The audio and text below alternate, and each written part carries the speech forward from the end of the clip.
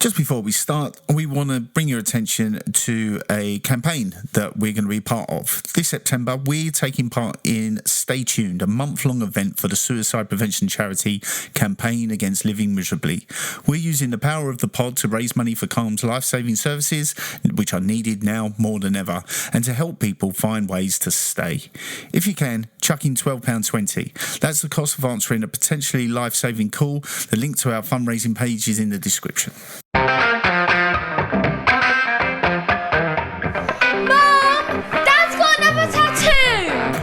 Hello and welcome to episode 26 of Mum, Dad's Got Another Tattoo, the Midlife Crisis podcast.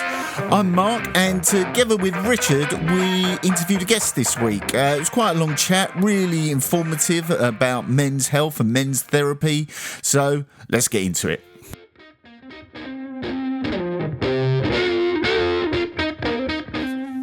This week, we're joined by Chris Hemmings, journalist turned therapist and founder of the Men's Therapy Hub, a platform connecting men with male therapists and building a community where emotional support feels normal, not taboo. It's part of his wider project, Empath, which helps men express themselves and challenge outdated ideas of masculinity. Chris is also the author of Be a Man, How Macho Culture Damages Us and How to Escape It, and which explores how traditional masculine norms damage men's health and relationships. Welcome to the show, Chris Hemmings. Thank you very much for joining Mum, Dad's Got Another Tattoo. Thank you very much. It's always nice to have an intro to remind you of your own life. Well, I hope it was accurate. And also, I ummed and ahed over the pronunciation of empath because it's M-path. Yeah. But I am from the. If you really think about it, it's a triple entendre. I got the double. I got the double. Yeah, I'm not going to go into it, but it's a wanky name that I chose for a reason, because the main part of my work actually, and this, I mean, I guess we're getting straight into it. I recognized a long time ago through my own personal experience, which we can go into if that's of interest, that as men we are being rightly, in many ways, asked to understand the emotional challenges of the people around us. And that, I think, is an almost impossible ask for a lot of men, because we don't even understand what's going on with ourselves. When you're raised to have disconnected actively from your emotional self and never to have been encouraged to think about how you feel, suddenly then you're asked, well, how do other people feel? And you must understand how other people feel. And that's why Empath, which was my first business, Empath's tagline is engaging men in cultural change. And the way that we do that is by first meeting the men in their reality, talking about their experiences, talking about who they are, talking about their mental health. And then, and only then, once we've got them on board, do we do the kind of allyship, bystander intervention stuff. And I think where a lot of the work falls down is it just kind of shouts and screams at men like, you must be better, you must understand. Men talk more. And it's like, how, where, what, to who? And also like, none of my mates shut the fuck up. Like, what do you mean talk more? But it's giving us tangible skills.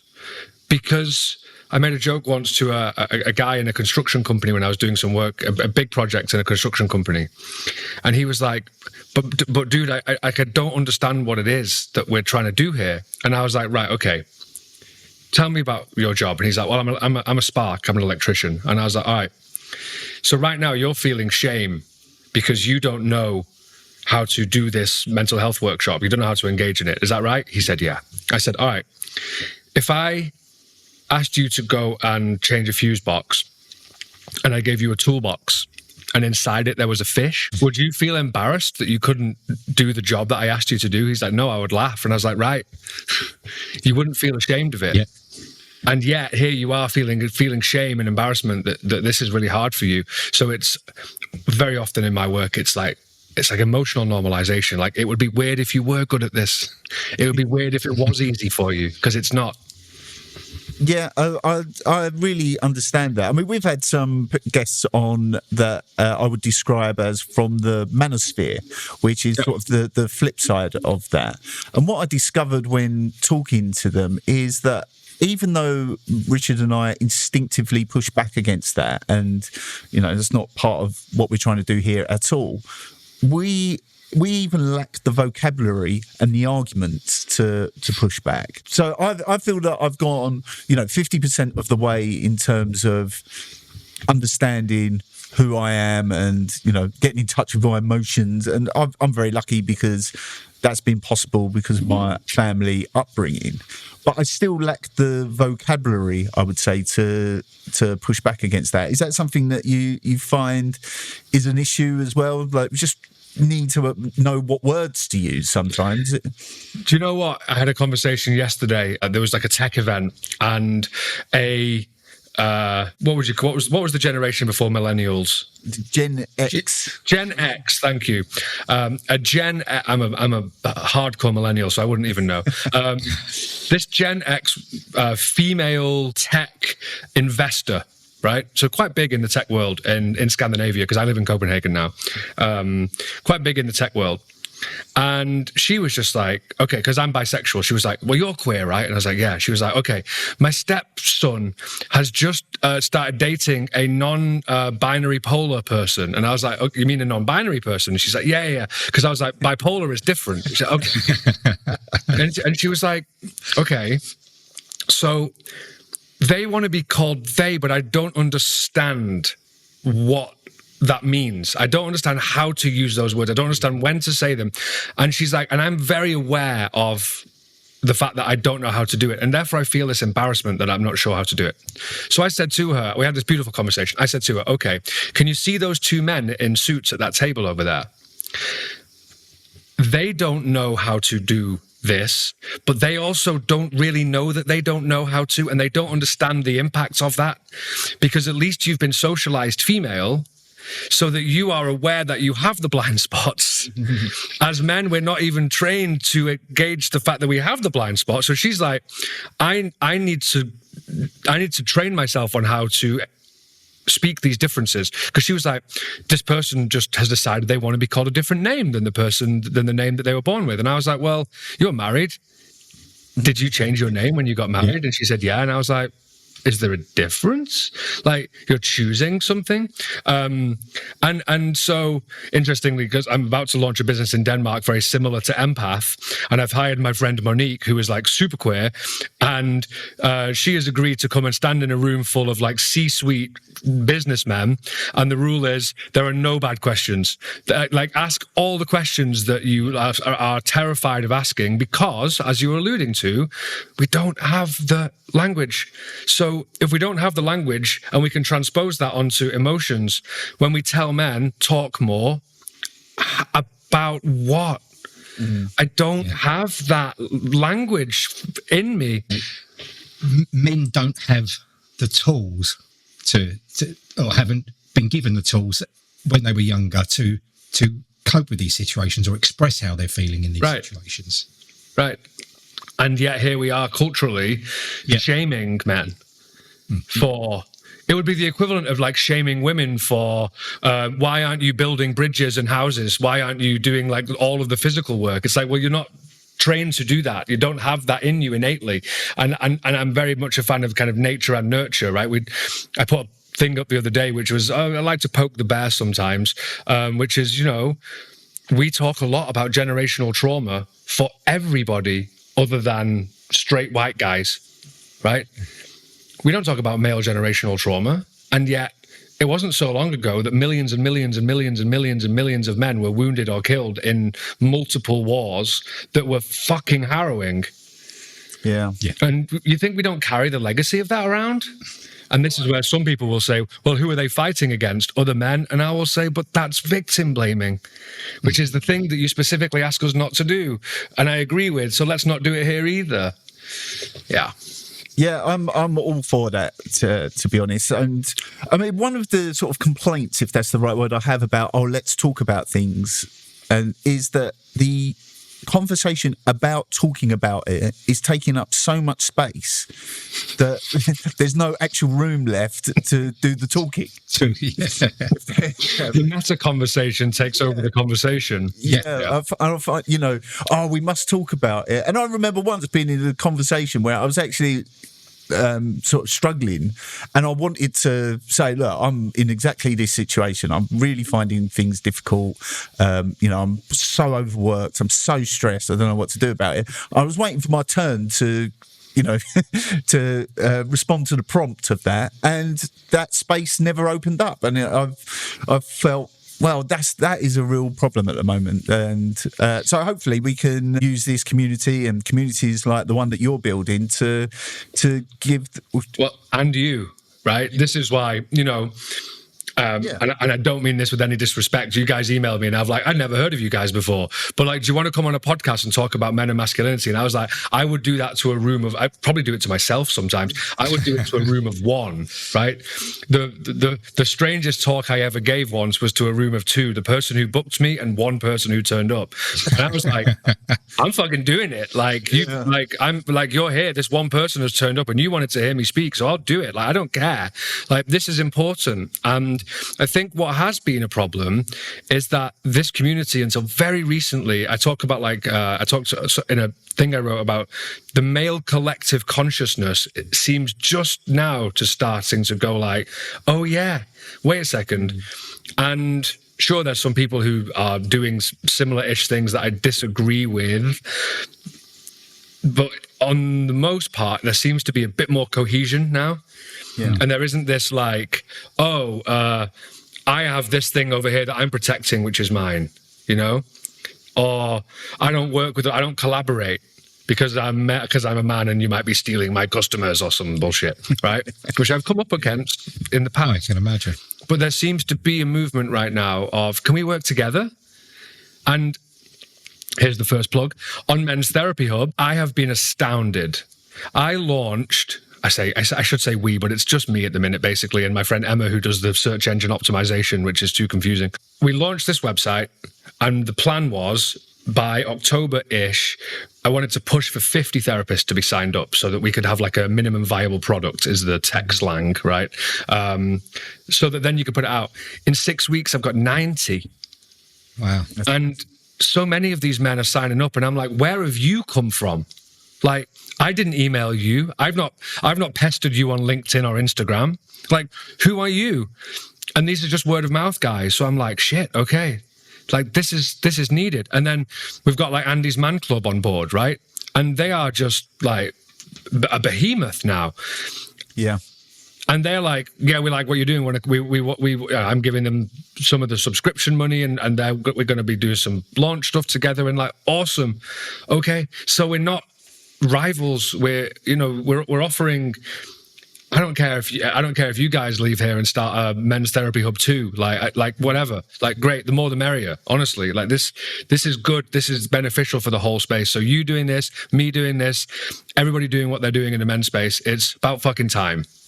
Yeah, I agree absolutely. with that, because I think one of the mistakes the men collective is making or has made, I think, is to try and lean on, your partners, typically women, who have, basically straight white men in Western Europe have basically the most privileged group there is. Now, that doesn't mean there aren't issues, but I feel that because of that status, we need to sort it out as a collective ourselves. I think it's incumbent on us to learn about the impact that your behaviour has on, the wider community without using up their cognitive bandwidth. Like, I talk to my wife about this all the time. She's not reluctant to accept that there are problems, but she's like, look, we're dealing with our own problems, mate. We haven't got time or the space to deal with yours. And I accept that.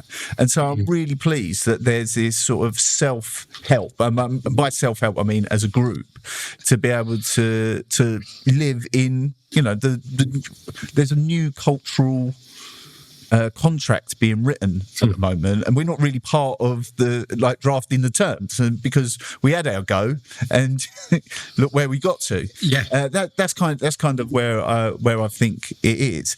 And so, I mean, do you think the Empath Men's Therapy Hub, is it doing something different to other initiatives to engage, or is it just like a complement to the suite of tools available for us at the moment?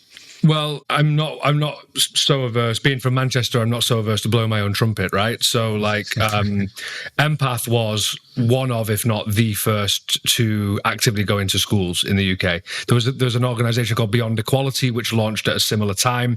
Same, but different. They take a slightly different approach, but the messaging is the same, right? We do it mixed gender. They do it male only, because I think our thing is empath, right? Empathy building. So we want the girls to hear about the boys' experience too, because the boys hear about the girls' experience. And I think it's important. So, but Beyond Equality don't, but they do great work. Like, book either, please, if you know a school, Beyond Equality or Empath. I'm not involved anymore with Empath other than being the founder. My colleague Will, who you should have on this podcast, by the way, he does it. And we were... one of the first to go into schools and say, like, hey, lads, you're not to blame here. Like, this is not... I'm not here to tell you that you're all bad and wrong and evil and potential future rapists. I'm here to say, you have issues. Like, you have stuff that needs addressing. And I'm going to talk to you about those things. Because what it was Empath talks about issues that affect men and the issues that men affect. Right? But the first thing is, let's talk about the issues that affect the men and the boys. Because, first of all, there's plenty of them, and I don't need to read you any statistics here. You guys know them. Secondly, if we want cultural change to continue, and I'm pro most of it, let's not get into that conversation, but I'm pro most of it, then we need to bring men and boys with us. Otherwise, we lose them to people who are... perhaps don't have their best interest at heart, and people who perhaps have their own interest at heart, who are serving them. I'm trying to be diplomatic. Don't have to be diplomatic. Well, easy answers, right?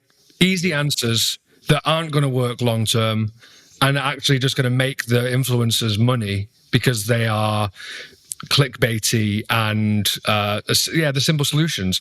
What we're offering through Empath and specifically through Men's Therapy Hub, Christ, like, therapy is not an easy answer, is long-term solutions and strategies that actually probably will work. Like, engage with your own reality. Don't disconnect from your emotional self. Don't chase the dopamine highs of success. Because if you do and you fail, does that mean you're a failure at life? Because I don't think that. Challenging these traditional markers of esteem in men. You talked about the blurb of my book it was 2017 about traditional masculine ideals. I actually push back on that now and say, it's not about challenging traditional masculine ideals. It's about challenging rigid masculine ideals, right?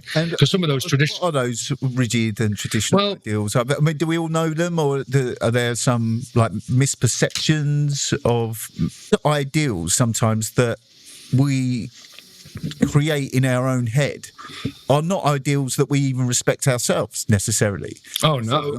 So are we creating this sort of, hypothetical ideal that nobody actually holds dear to them, or is that an issue, or are there other misperceptions as well? Yeah, I mean, one of the questions I used to ask in schools of the lads was, who is this ideal man that you are trying to emulate? Like, who is he?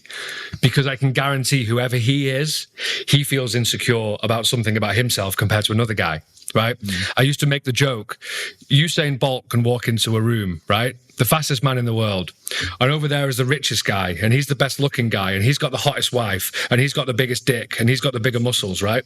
So Usain Bolt walks into a room and he's like, oh man, like, if only I had a hotter wife, I was more attractive, I had a bigger dick somehow. Like, it's like, how? Like, we all have these. So when we're talking about the rigidity, I have a slide somewhere with the 10 most common male stereotypes that young men would give me in a room. And they would be being aggressive, being sporty, being dominant, being rich, being successful, being strong, being brave, being tough, a couple of others, right? Mm-hmm. My question in my men's mental health workshop is, tell me any of those on this board that are inherently negative, that there is no benefit to them whatsoever. And you can't, because they all have their place. Yeah. So this, to me, it's why I talk about rigid masculinity. It's the rigidity that's the problem. It's that I have to be all of these things all of the time. Otherwise, I don't qualify to be a real man. Yeah, and the pushback is actually two things. First of all, you can't be all those things, so you're setting yourself up to fail immediately. Secondly, what if we can take these things and repurpose them, which is what a lot of my work with my clients is, to say, first of all, it took a hell of a lot of bravery for you to dare to come to therapy in the first place. Most guys don't make it this far. Like, so big up yourself for even being here. The courage to keep coming back each week, knowing that actually some weeks you leave feeling worse than when you arrived, because that's the therapeutic process. The teaching men how to assert themselves in a less problematic way, that you can be assertive and you can be boundaried without being an asshole. Right? You can use aggression sometimes when it's appropriate. But if you're just always aggressive, that's not good for anybody. So again, successful, what does success mean? Because I used to say to these kids in schools, like, I'm being paid right now to talk to you. I don't have a Bugatti, right? Which is the Andrew Tate line. But I consider myself really successful because I'm being paid to stand here and talk to you about my life and my thoughts and my beliefs. And I get to have a conversation with you. And I'm going to do an empathy workshop with you in a bit, which I really enjoy doing. Am I successful? Because I think I am. But 10 years previously, I wouldn't have considered that to be success. I was chasing the dream. I wanted to have my own radio show. I was a BBC journalist and I wanted to be on TV, and I was for a while. But you know what? No one fucking watched. Like, and so familiar with that. I was going to say the same thing. Right. And nobody cares that you're on TV unless you're like super famous. Do I want to be super famous? It sounds awful. Like, so can we repurpose these things and make them less rigid and actually harness the brilliant traits that we as men have been gifted by previous generations and our innate maleness, and say, cool, let's use them for something different than we have done in the past. That to me is where the richest change can happen, is to say, you are male and that's cool, let's use that. Yeah, I love that. And I noticed I do actually do a bit of research for this show, even though it doesn't show. And I wanted to talk about the phrase toxic masculinity, which I believe you've referred to as unhelpful or not always helpful. Is that correct? And, what do we mean by toxic masculinity? Is it using all those traits that you listed previously in that rigid way, or emphasizing them? And if you don't accept toxic masculinity, is there a better language or framework that you encourage instead?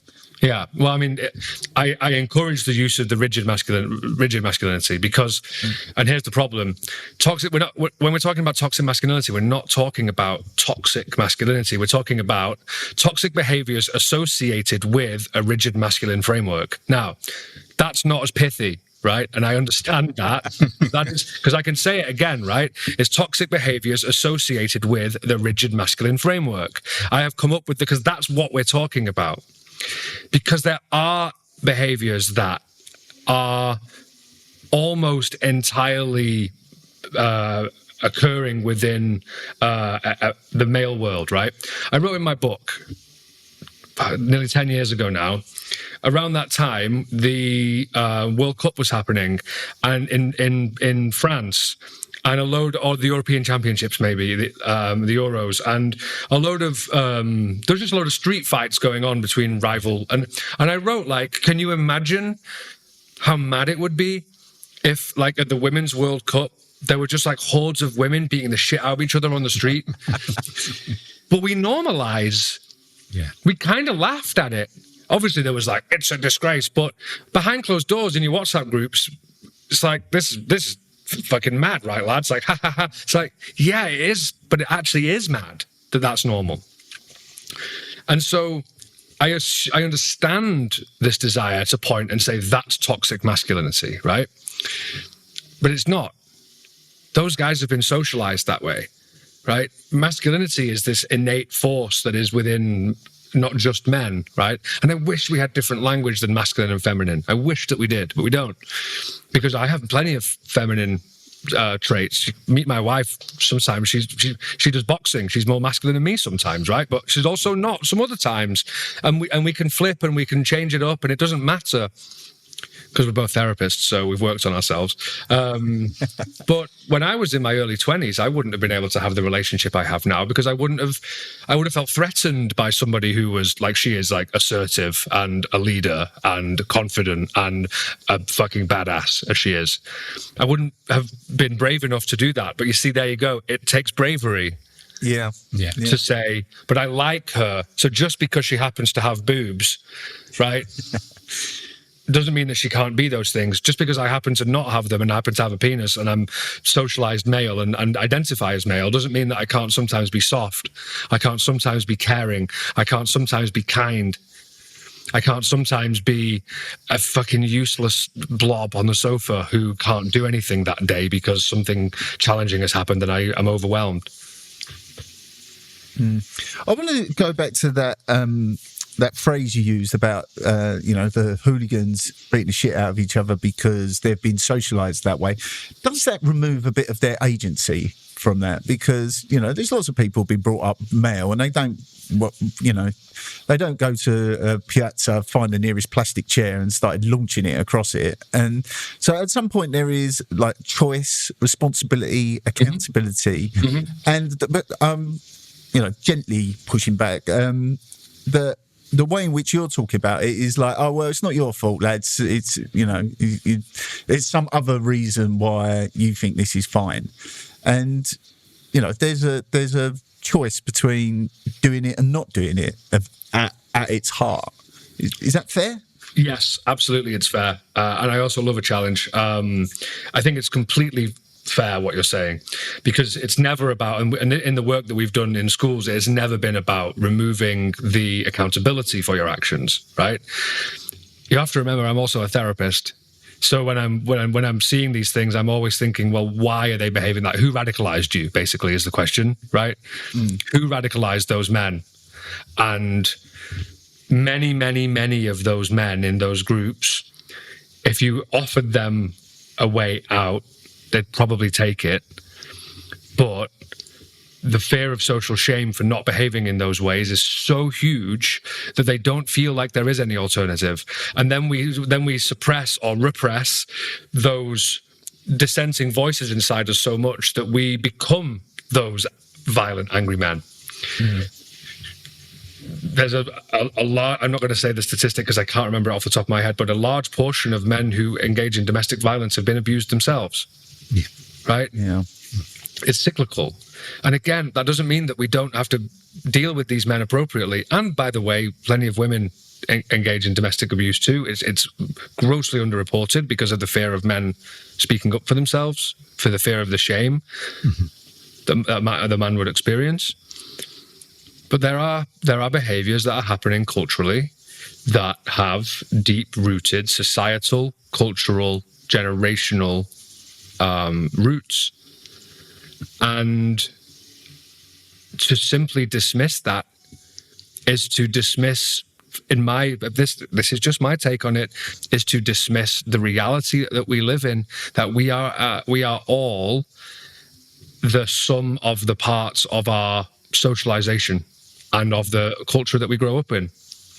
I didn't grow up in a violent household, which is why I've thrown one punch in my life, missed, punched a car bonnet and shattered my knuckle. I'm 0 for 1 and I'm out, right? During my A-levels, Mother Hemmings was not too pleased. Was it your writing hand as well? It was as well. Yeah. Although I actually did better in the exams because I could dictate them and I'm a pretty good orator. So anyway, but emotional suppression was very clear and obvious in our house on reflection. But I put a post up today about some of the struggles that men show, some of the struggles that men have showing joy, expressing true joy. And my mum saw it and she texted me and she said, oh, but your dad was really good at being silly. And I was like, yeah, that's why I am too. Like, So I was emotionally depressed in terms of my sadness, but my dad was really good at showing joy. So that was at least, that was a really good thing for us. So it doesn't remove accountability. You have to take responsibility for your behaviors, but we also as a culture need to start to understand the why. Because right now, and here's my pitch, right? Right now, we are focusing too much on the symptoms of the problems and not on the causes. And if we keep talking about male violence against women, right, or violence against women and girls, and we keep talking about why there's so much violence against women and girls, and we don't talk about the fact that men are far more likely to experience violence, and that men is so normalized, that violence is so normalized between men, then we're not going to solve the fucking problem. We have to engage with the reality that we are, pretty much every man I know has either thrown a punch or had one thrown at him. It has been normalized. So, of course, then, we're going to be violent to anybody because it's easier to do that once it's been normalized in you. And that's not our fault. And I believe that staunchly. No, we had someone on, an American guy recently, made a very similar argument. And I sort of instinctively felt uncomfortable with it, again, without the vocabulary to push back. But I think it's like, can we, as a society, concurrently deal with those things? Or do we have to, which I think is probably the case, prioritise the prevention of violence of men against women? I understand. I genuinely understand the question because I've been asked it many times before. Right, well, originality is not my right. So. But there's nothing new under the sun, as my granddad would tell me, right? And what you're talking about here is, do we need to prioritize helping the women and girls who are the victims of violence? Yes. So organizations over there do that. Great. Would it be nice one day for those organizations to not have to do that work? Well, that would be better. So how do we do that? Well, actually, what we need to do is focus on the violence itself. Bell Hooks, right? Don't know if you know about Bell Hooks. She's OG like feminist writer who was like the first one to really kind of cross the bridge and go like, we need to look at men and what's going on with men. And she wrote about the single unifying act of violence that happens to half the population is that they cut themselves off from their emotional self. That is an act of violence against the self. So that when, Mark, you throw a punch at me and you break my jaw, I have to stand there and say, that didn't hurt, I'm fine. I suppress that, right? So then what do? I suppress that. And that feels horrible in my body. And I don't realize that it does because I'm not really attuned to it. But then some guy looks at my bird funny on a night out. So what do? I then explode with the rage that I actually feel towards you on some random bloke who's just looked at my girlfriend, right? And then what does he do? He goes home, beats the shit out of his wife. And what does she do? She does it to the kid. And then what does he do? He beats the shit out of the dog, and so on and so on. And the dog bites someone. The dog bites the postman. And then the postman goes out, and because he's not allowed to show fear. It's a cycle that we're all stuck in. It's this fucking loop that we have to break. And we can only break it by genuinely making men feel like they are allowed to not always be hard and tough and strong and brave. So how do we reach, you go into schools, that's great. And so as a counter to a lot of the stuff they're seeing on social media about masculinity and what it means, the people that come and seek therapy, are they more like it's almost like a self-selecting group who are probably on the right path anyway, and maybe speed up that process? What about the people that are not inclined to do it? How would one reach those? This is the question that if I had the answer to, I would be a very wealthy man, right? And the simplest answer I can give you is that, first of all, we need to reach the men in power. And what's been really interesting is only 6 months ago, up until 6 months ago, the left, let's say, the left, was refusing to acknowledge anything to do with men's needs, men's health. And it was the right, surprisingly, that was screaming and shouting about this. Keir Starmer has said, okay, and West Streeting has said, cool, so that's a start. But the problem is very often the messaging is crap. Because the messaging is tailored from a perspective of what we would like men to be, and actually the most commonly uttered refrain in men's work is you have to meet men where they're at. And that is why on my therapy profile, the first thing it says is, basically, well done for making it here. I know it was hard to get to this point that you're even reading this.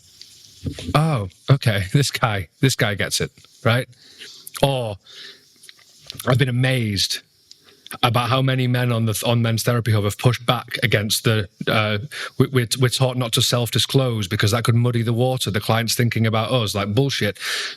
There's a guy called Zach Fine, and you should also have him on the podcast. He's the masculinity counselor, right? We don't agree on everything, but he's doing great work. And in his profile, he's like, I'm 41, I'm divorced, I've got 2 kids with 2 different women. He's speaking to his audience, right? He knows that there's going to be a lot of men who go like, that's basically me. Yeah. Hi, mirror. Let's go okay, I'm going to feel more comfortable. It's why with Men's Therapy Hub, it is male therapy. There's an organization that's launched that is for male therapy, for male clients, but it's like mostly female therapists. And I'm like, good luck to you.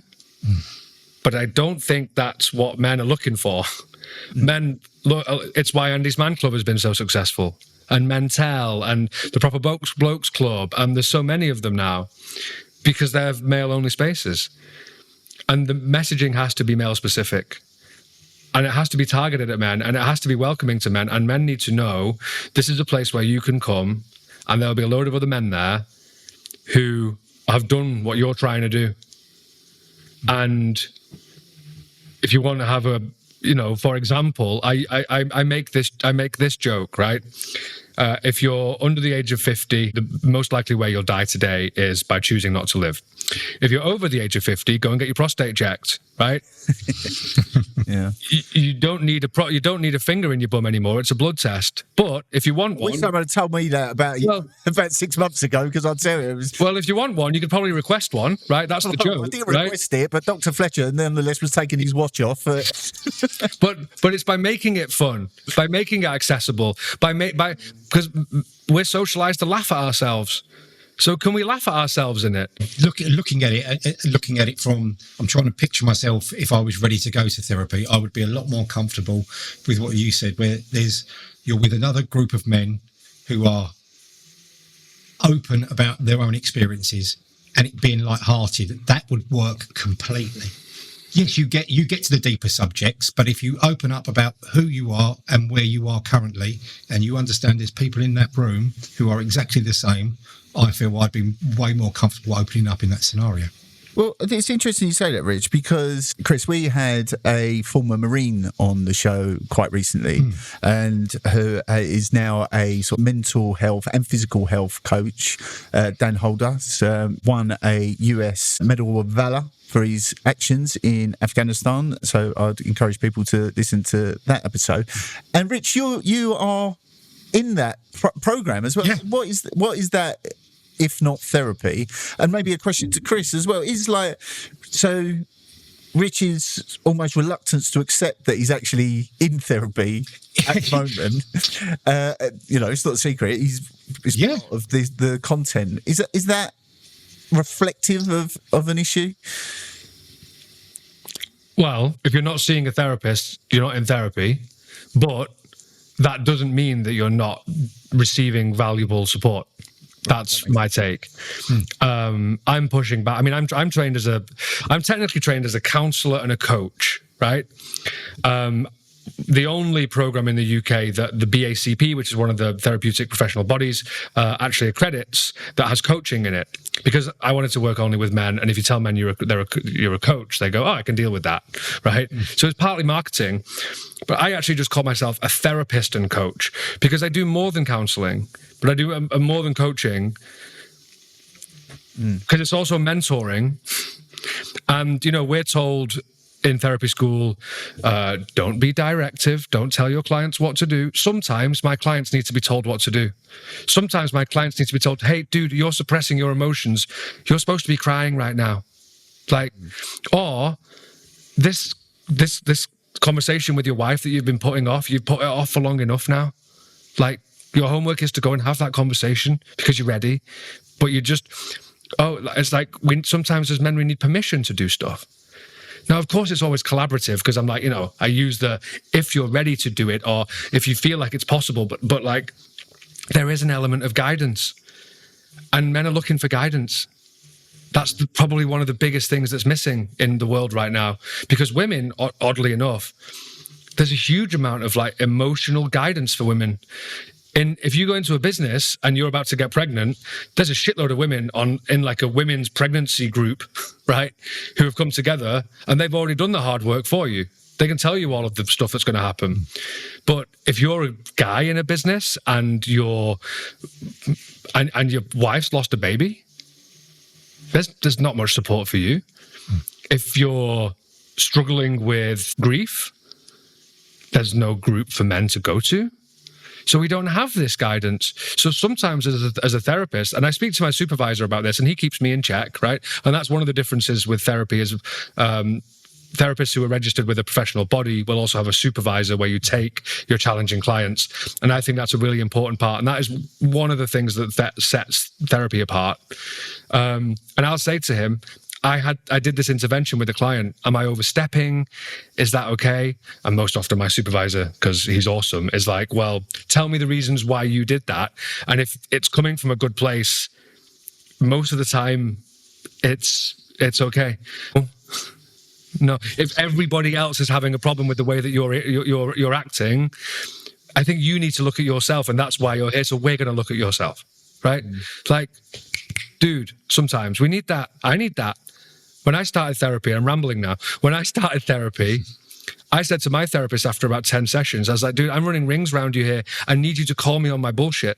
Next session, he comes in and he's like, "You're banned from talking about the book you've written. You're banned from talking about all the work you've done on yourself before because you've done nothing, because you haven't done therapy. We're starting from scratch." And I was like, "Oh, all right, thank fuck. Okay, now you're in the room with me, are you?"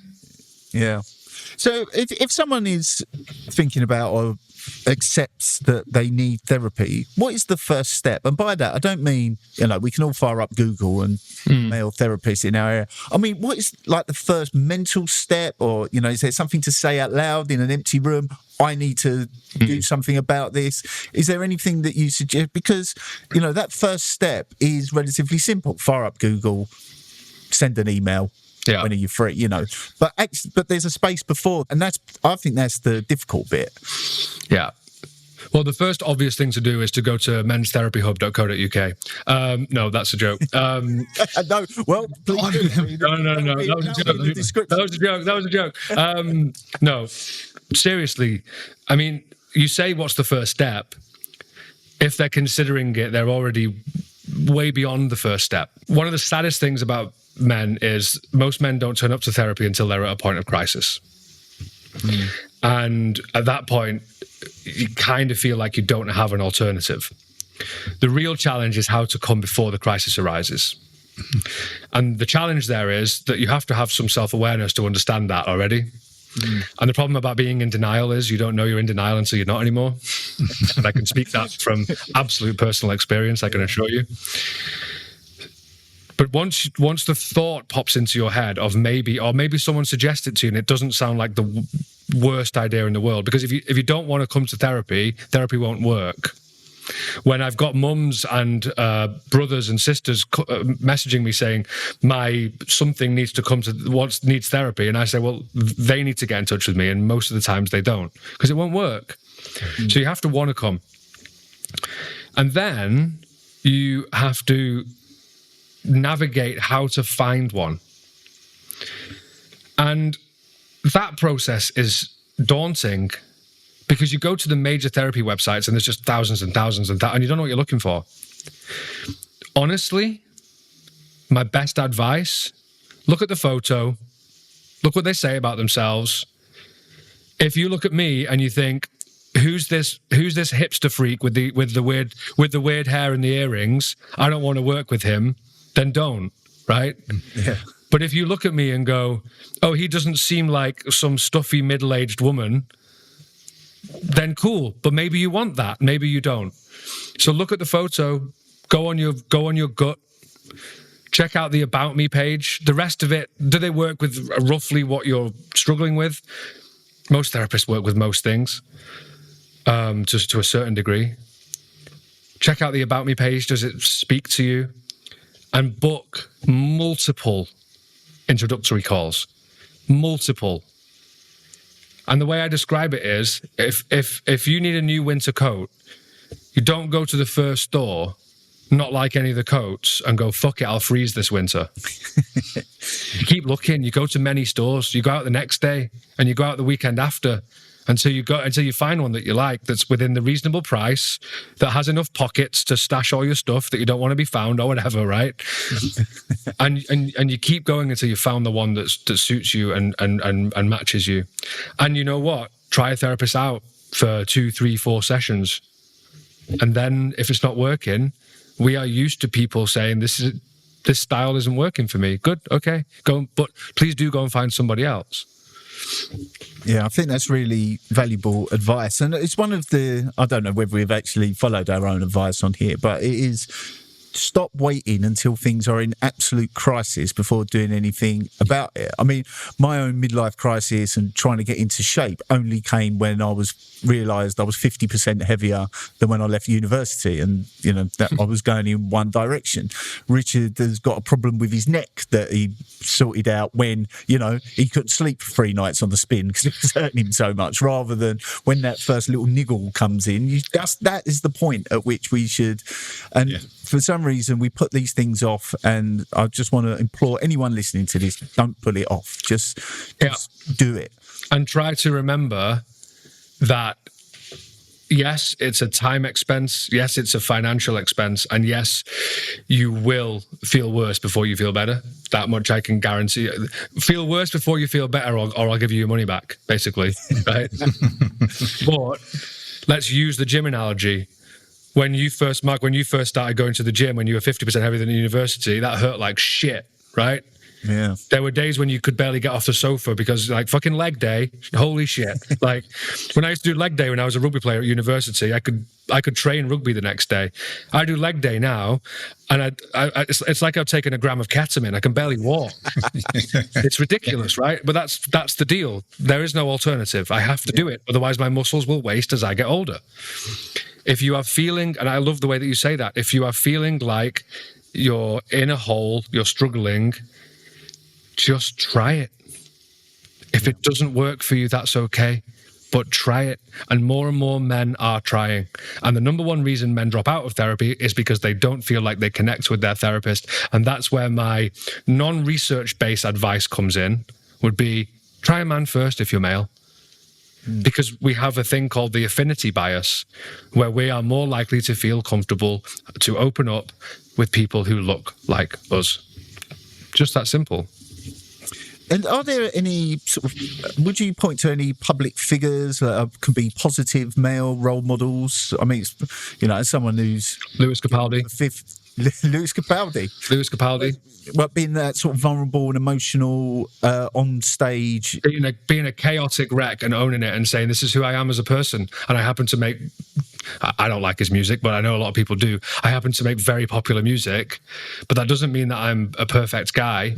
He's talked about his weight problems. He's talked about his mental health problems. I think he also has Tourette's. Does he have? Yeah, he has Tourette's. Right, and he's just out there going and I'm on stage and I'm going to let the crowd sing because I can't. I mean, that clip is incredible. I'm going to let the crowd sing because I can't, and I'm going to stand there. I'm not going to walk off stage. I'm going to stand there and cry on stage and show people that it's okay to be a fucking mess sometimes. I mean, and what makes him relatable is I saw a video of him a few years back. His first album had just come out. He'd blown up in the UK, and his record label had flown him out to LA for a grand launch, and they were going to be showing him to the American people. He posted a video of him walking down Sunset Boulevard looking for a hardware store because he needed a plunger because he had such a massive shit he'd blocked the toilet. I mean, that's the sort of guy you're talking about. He's just brilliant. I really like him. And that there, right? So I'm not huge on like Jungian archetypes, but there's an archetype of the fool. And the fool in traditional writing and mythology, the fool was the only person who was allowed to mock the king. Yeah. And in doing that, the king allowed himself to be seen as human, which was really important, and to feel human, right? But nobody else could do it, only the fool. The fool is really important. So what Lewis Capaldi is doing there is saying, I'm shit hot, like I am killing it. I'm in LA, I'm on Sunset Boulevard. Everything so far is like classic success narrative. Yeah. I've done a massive shit and I need a plunger and I'm too embarrassed for somebody else. Yeah, exactly. Right? Exactly. And that is him mocking everything that he is buying into. So therefore saying, you see, I'm not really buying into it. And he's keeping himself human. And that's why we were not taught in therapy school how to use humor. And I think that's a big miss. We were not taught in therapy school how to encourage our clients to sit in joy and praise and happiness, right? It was all serious challenge. And I'm like, no, because you can't have the serious, you can't have the shade without the light. You have to have both. People will laugh at Lewis Capaldi and say he's like a beta male or whatever. Like, okay. So if that matters to you, okay. yeah. Yeah, I've seen it used to quite good rhetorical effect online. Is it all right? Now what? Yeah. Oh, nothing. Yeah. I did an interview, one of my earliest ones, with a guy in the US who is like a alt-right. Yeah, interesting character. Yeah, we've had one of We've them. had a couple of those. And on the video, transposed on top of me afterwards, it said "soft man" in big pink bubble writing. And I was like, yeah. Yeah, Okay. Like, they thought that was offensive to me. And loads of people in the comments are like laughing at me because I'm like a soft man. And I'm like, okay. I don't understand the insult. Like, yes, I am. And I'm perfectly happy. Thank you very much. I don't need to prove my hardness to anybody. You should feel my hands. Like my friends are like a lot of my friends build and do things, and I don't. And they touch my hands and they're like silk, and I'm like, yeah, I've never done a hard day's graft in my fucking life. Like it's probably the only thing my old man was ashamed of me. Like, I refused to go out in the garden and help him out. Like, it's just not who I am. So my wife does all that DIY. I'm terrible at it. I have to say the softness of my hands has been commented on before. And we're all in agreement. It was a badge of honour.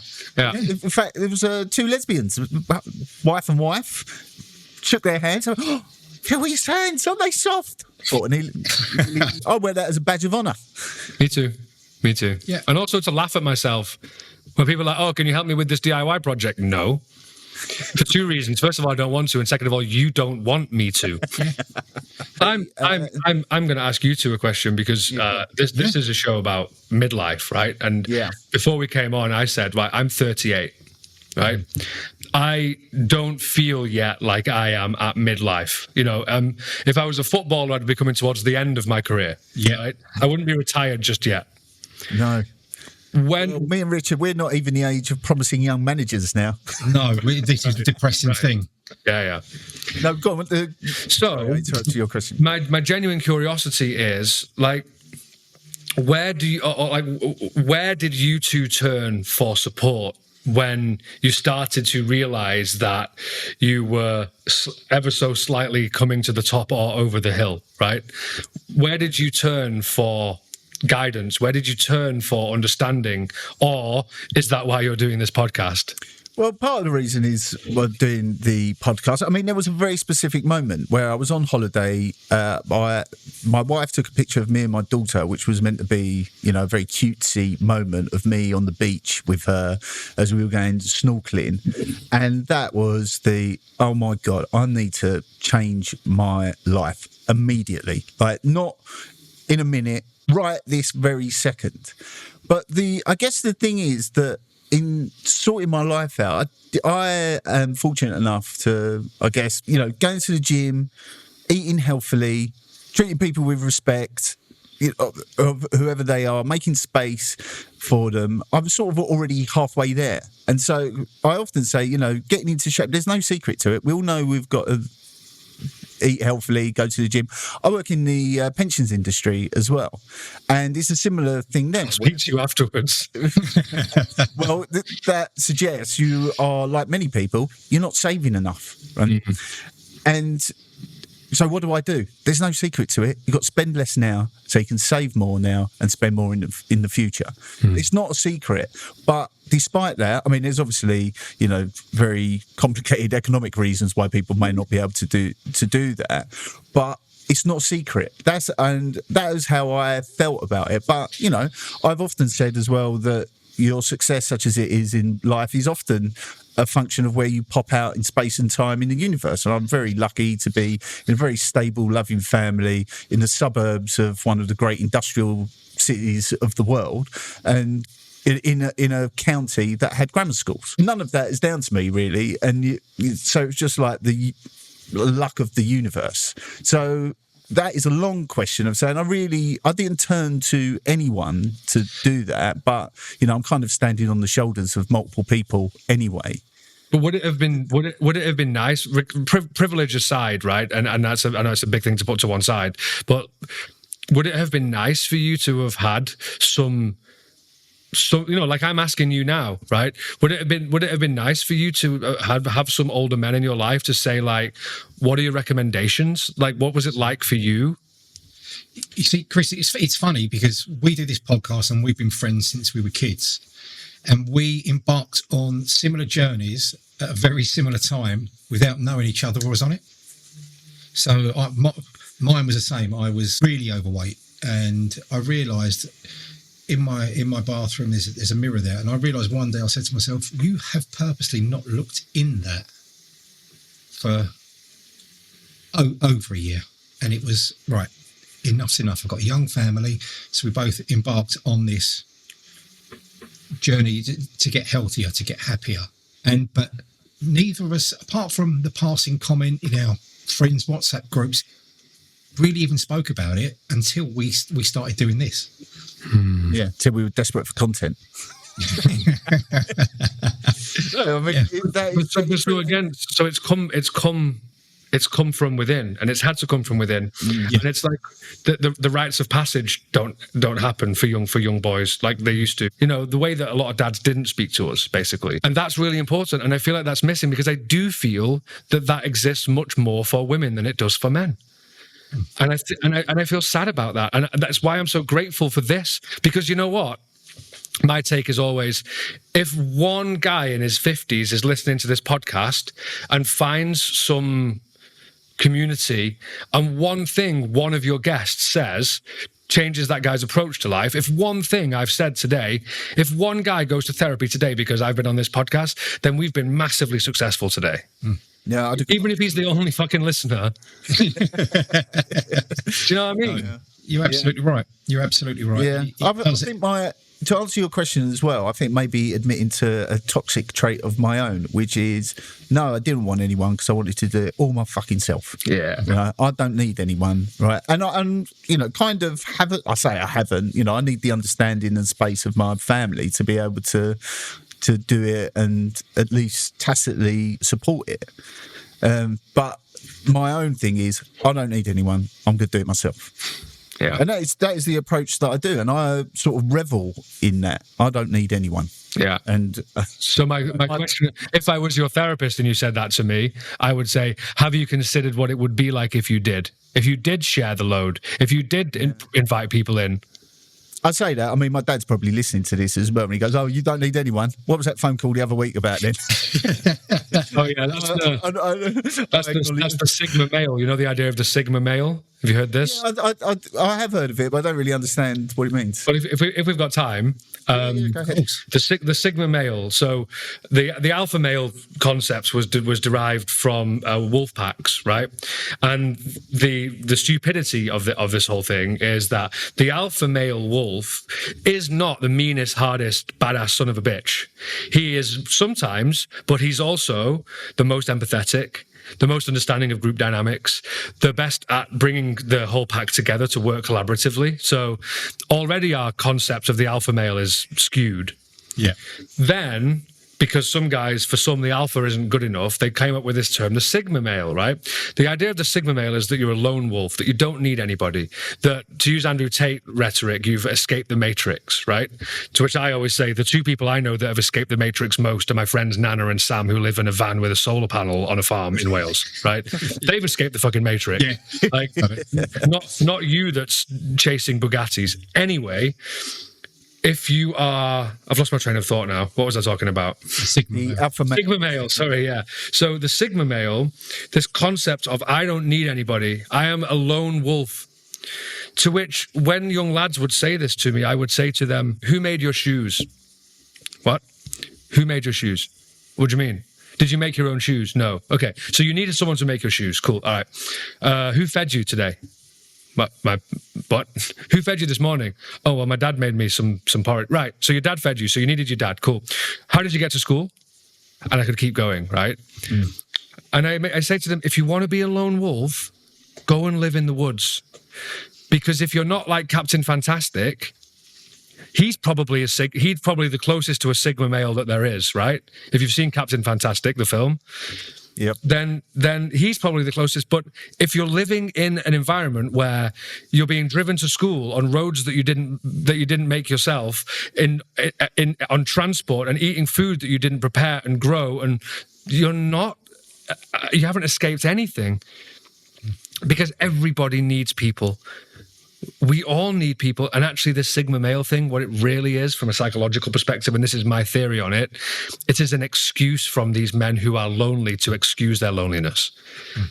They are isolated, they are devoid of social connection, and they say, well, that's because I'm a Sigma male. Okay. Well, good luck with that. That is a very profound thing, but perhaps we should end on that. Other than Chris, it's been an absolute pleasure to talk to you. I've really enjoyed that. People who they are ready, they're sitting there at Google. What should they put in if they want to find the men's therapy hub? I mean, I know you made a joke. Hot male therapists in your area. No. We're still working on the search engine optimization because that shit is hard. www.menstherapyhub, all one word, menstherapyhub, HUB, hub.co.uk. We're going to be launching, if you've got international listeners, we're going to be launching in the US in January. I do have listeners in the US. We're also the 28th most popular men's health podcast in New Zealand. Amazing. Okay. Well, one day we're going to be working with Australia and New Zealand too. But right now we are menstherapyhub.co.uk. We will be .com in the US in January.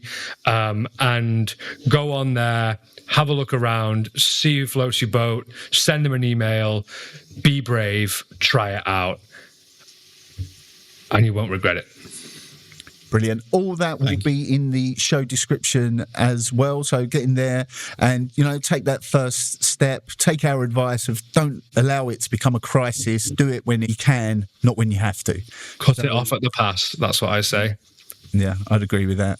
But other than that, thank you very much, Chris, for joining us. Thank you, Chris. It's been a pleasure. Thank you for having me on, and well done for doing this. It's awesome, and I hope it keeps going. And I'll start listening. We don't have to. that's it for this week. Thank you very much for listening. Thanks to Chris for being an excellent guest. Really enjoyed that chat. All that's left is ask you to reach out to us on mumdadsgotanothertattoo@gmail.com or Dad's Got Another Tattoo on all the social media platforms. Get in touch. Let us know what you think, what you want us to cover in future. And before we go, just a reminder about the Calm campaign. Throughout September, we, along with other podcasts in the Predominantly Network and beyond, are part of Stay Tuned, raising money and awareness for Calm's suicide prevention hotline. Just £12.20 covers the cost of answering one potentially life-saving call. If you can, please hit the link in the description and donate. A huge thank you to everyone who's supported us already. We're off to a brilliant start and we'd love to see that continue. Until next time, from me and Richard, see you soon.